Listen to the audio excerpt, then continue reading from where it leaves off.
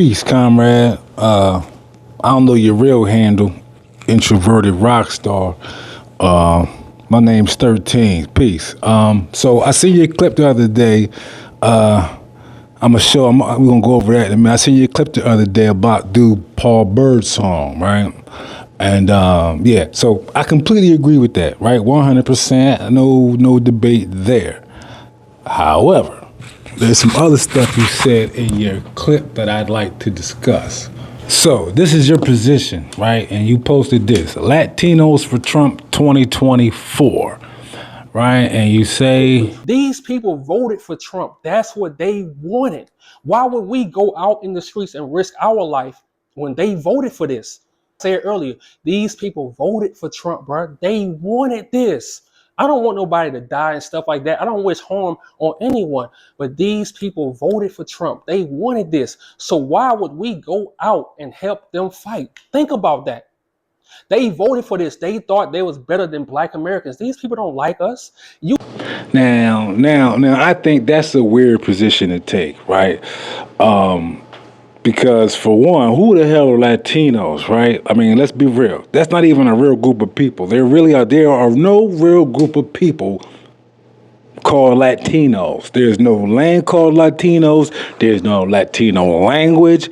None of that, right? So it seems like your position is that because this dude and some so-called Latinos voted for Trump, that everything that us in DHS is doing is justified, right? So everything they're doing in the streets right now is justified, and we as black people should just sit back and not say anything.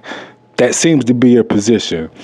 So now, for the record, I'm not saying that black people should rush the streets and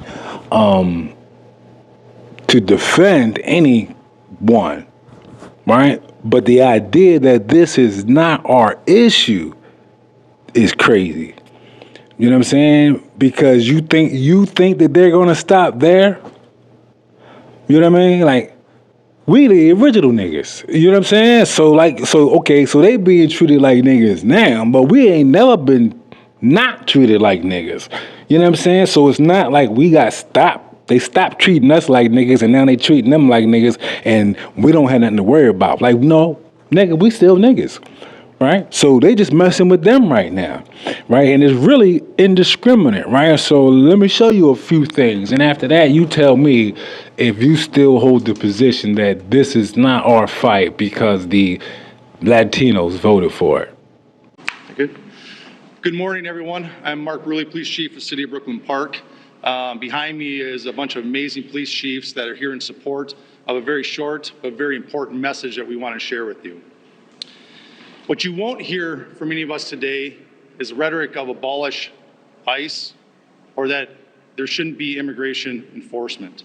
The truth is, immigration enforcement is necessary for our national security and for local security. But how it's done is extremely important. In fact, we have a long history of working exceptionally well with our federal partners, including ICE agents, and we have seen the best of them perform their job extremely well in the past. With that said, recently, as the last 2 weeks, we, as law enforcement community, have been receiving endless complaints about civil rights violations in our streets from U.S. citizens. What we're hearing is they're being stopped in traffic stops or on the street with no cause and being forced to demand paperwork to determine if they are here legally. As this went on over the past 2 weeks, we started hearing from our police officers the same complaints as they fell victim to this while off duty. Every one of these individuals is a person of color who has had this happen to them. In Brooklyn Park, one particular officer that shared her story with me was stopped as she passed ICE going down the roadway. When they boxed her in, they demanded her paperwork, of which she's a U.S. citizen and clearly would not have any paperwork. When she became concerned about the rhetoric and the way she was being treated, she pulled out her phone. In an attempt to record the incident, the phone was knocked out of her hands, prevented her from recording it. The officer had their guns drawn during this interaction. And after the officer became so concerned, they were forced to identify themselves as a Brooklyn Park police officer in hopes of slowing the incident and de-escalating the incident down. The agents then immediately left after hearing this, making no other comments, no other apologies, just got in their vehicles and left. I wish I could tell you that this was an isolated incident. In fact, many of the chiefs standing behind me have similar incidents with their off-duty officers. This isn't just important because it happened to off-duty police officers, but what it did do is we know that our officers know what the Constitution is, they know what right and wrong is, and they know when people are being targeted, and that's what they were. If it is happening to our officers, it pains me to think of how many of our community members are falling victim to this every day. It has to stop. I'm not saying it's because it was the police. I don't give two shits about the police, right? But as far as ICE was concerned, that's not who they were pulling over. They didn't know who they were pulling over. You know what I'm saying? They just saw two quote unquote minorities, and we don't know who they were, right? The chief just said they were people of color, so we don't know if they were black women, mixed. We don't know. We just know that they were not white women. So let's keep that in mind, right? Before you say, "Oh man, after police, that was the police." Yeah, I agree with all that too, but that's not who they pulled over. They didn't pull the police over, right? So I've been saying this all along that this is exactly what's going to happen, right? Is they're just going to start running up on people, asking them to prove their status.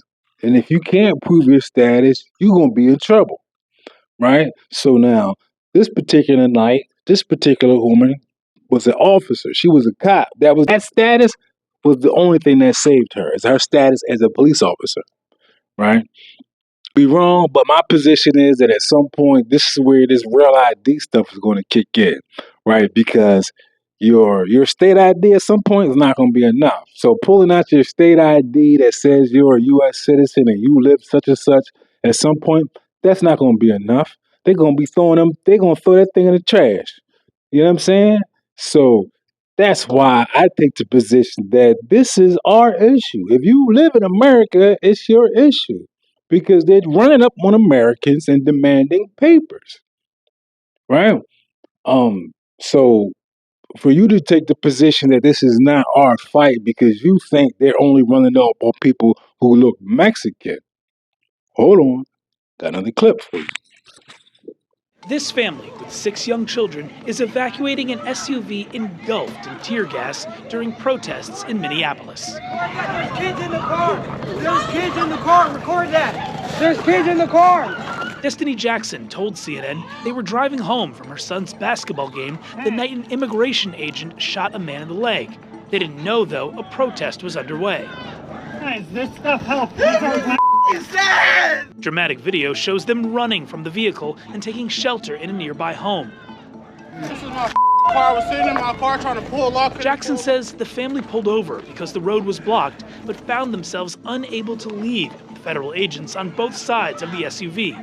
She told her husband not to move the car so they wouldn't accidentally hit one of them. She was thinking about the Immigration and Customs Enforcement killing of Renee Good, she said. Moments later, flashbangs went off nearby and a tear gas canister rolled underneath the vehicle.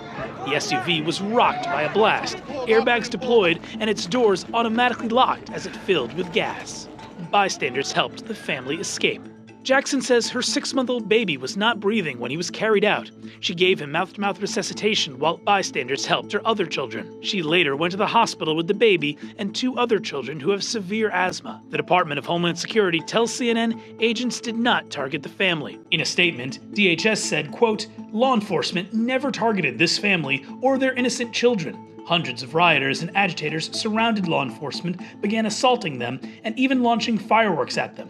Agents followed their training and reasonably deployed crowd control measures. This is why rioting is dangerous." The city of Minneapolis said in a statement that the tear gas caused a 6-month-old infant inside the vehicle to experience breathing difficulties. When police and firefighters reached the family, the infant was breathing and stable, but in serious condition, according to the statement. You still think this is not our fight? This is not our issue? I won't even say fight, But you still think this is not our issue? Um, I can show you another one. You know what I mean? It's so I don't know at what point do you think it becomes our issue. God forbid, does it have to be your family or somebody that you know for you all of a sudden to be like, oh shit, this is our issue? And so, to the extent that you mean this is not our issue, meaning black people, you're correct. This is not a black issue, right? It's not a racial issue. It's just it's a war against Americans. Um, and like it or not, if you were born here, you're an American. So, uh, I'm gonna go on a limb and just assume that you were born here. You know what I'm saying? So, um, once again, like I said, I'm coming at you. This is all love. You know what I'm saying? Comrade to comrade. So don't feel no type of way about this. You know what I'm saying? But you said in the thing, you said we'll talk about that later. This is later. Let's talk about it now.